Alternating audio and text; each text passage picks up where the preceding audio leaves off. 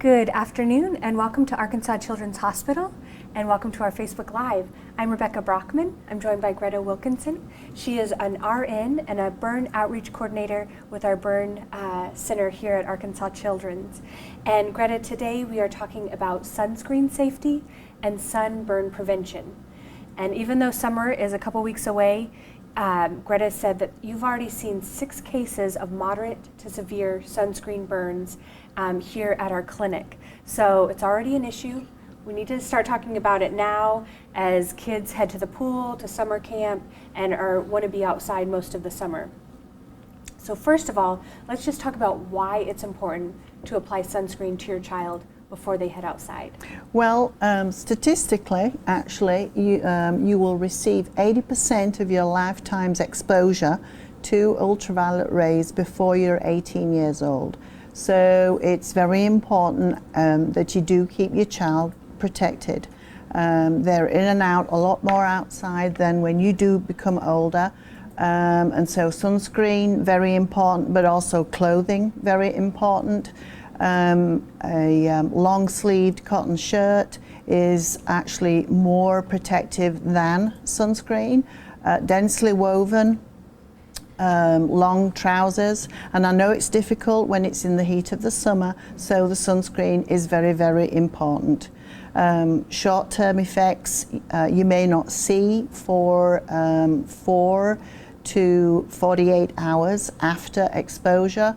You'll get some pain, mild discomfort up to severe pain, a lot of redness, and then some peeling in about 3 to 8 days. And that's just mild exposure. If this continues, then of course your long-term effects, the ultraviolet rays actually cause photochemical damage to your DNA. So it does actually cause photoaging. So you look a lot older before your years if you've had a lot of exposure when you're a child. Plus, we all know too that a lot of exposure to the sun actually does cause skin cancer also in your later years.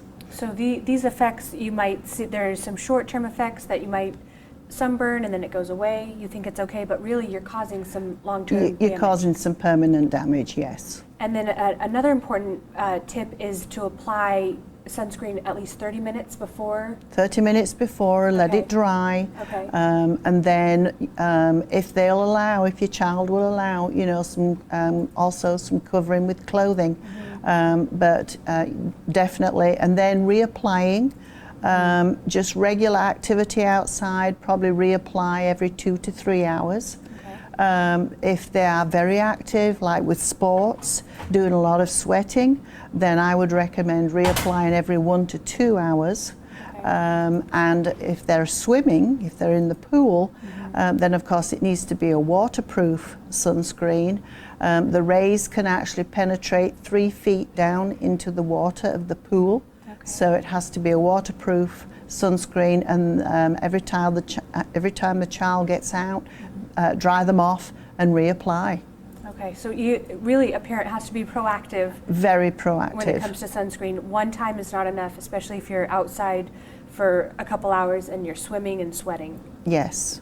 At what age should a parent start using sunscreen on their child? Well, you can't apply sunscreen to an infant that's less than 6 months old. So after 6 months of age, then sunscreen needs to be applied. With infants, you have to have a PABA-free sunscreen. You want the UVB protection and the UVA protection. Both of those need to be in sunscreen on infants. And then I would recommend a lotion rather than a spray. I know the spray is easier to apply, but you don't know that all the areas are covered. It's a thinner layer of protection, and if it's a windy day, then the screen may be just being blown away. So really a lotion is the best guarantee. You know you've got it on, you know it's dry, you know they've got some protection. Okay, so in addition to sunscreen and clothing, you also talked about hydration.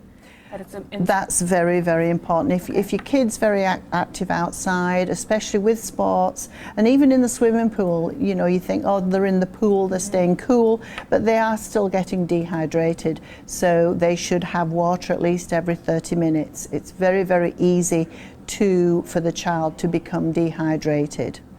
And also sunscreen should at least be an SPF of 50 and above. Okay. For the children. And then the other recommendations that you made for sunscreen, are these sunscreens you can find at Walgreens, or are they easy to find? They're easy to find, okay. Yes. And there are different kinds. You've got an organic kind, which is the one that's most ideal for infants. Okay. And then you have the non-organic kind. That usually causes a white film on the skin when you apply it, and so it's not as attractive looking, I guess, but it is very protective. But on infants, the PABA-free is the organic kind. Okay.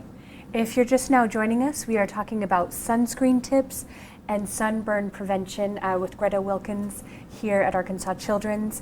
We're heading into our hot summer. Kids want to be outside. You have to be proactive as a parent to make sure that they are protected.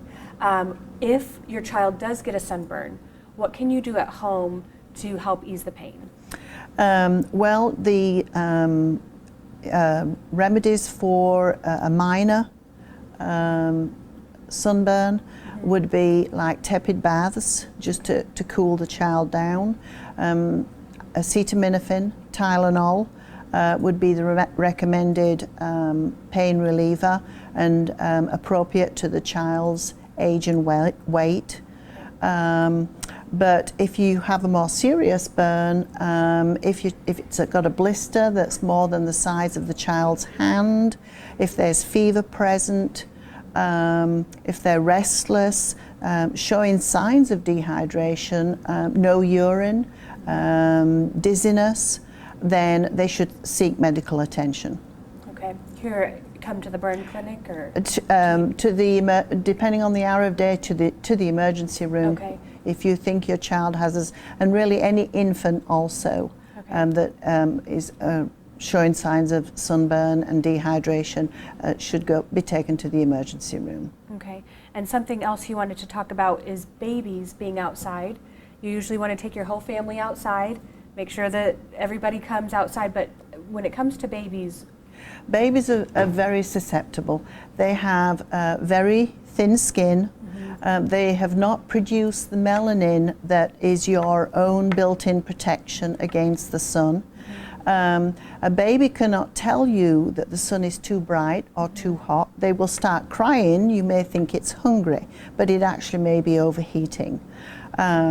And then they can't move out of the heat. If they're less than 1 year old, they can't move out of the sun. And so a baby should never be exposed to the sun's rays. They should always be kept in the shade, and foliage is more protective than a sun umbrella.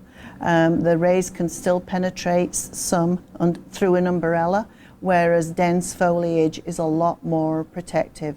So if you are going to be out at a picnic, children playing, the baby should be in the shade at all times. Okay. Greta, this was very helpful tips. Parents who are watching, if you have any questions about sunscreen, about sunburn prevention, please leave it in the comment below, and we'll make sure to pass it on to Greta. Is there anything else, again, as we head into summer, that parents should be aware of? Just being aware that the sunscreen is very, very important, and even on themselves too. They're adults, I know, but they need to be protected as well. Everybody is vulnerable to the ultraviolet rays. And then, of course, just drinking a lot of fluids. It's very, very important to keep hydrated when you're out in the sun. Excellent. And even on cloudy days, you might think, we've had some really nice weather here in Central Arkansas, so you head outside. Even on cloudy days? On cloudy days, 80% of the harmful rays are still penetrating through the clouds. Okay. So you're still being exposed. Excellent. Okay, this very helpful information. We want you and your family to have a fun, but also a safe summer. So apply the sunscreen no matter what the weather looks like, and enjoy your summer. Stay with us for other safety tips that we'll be bringing you in a couple weeks. Thank you for watching. Thank you, Greta. Thank you.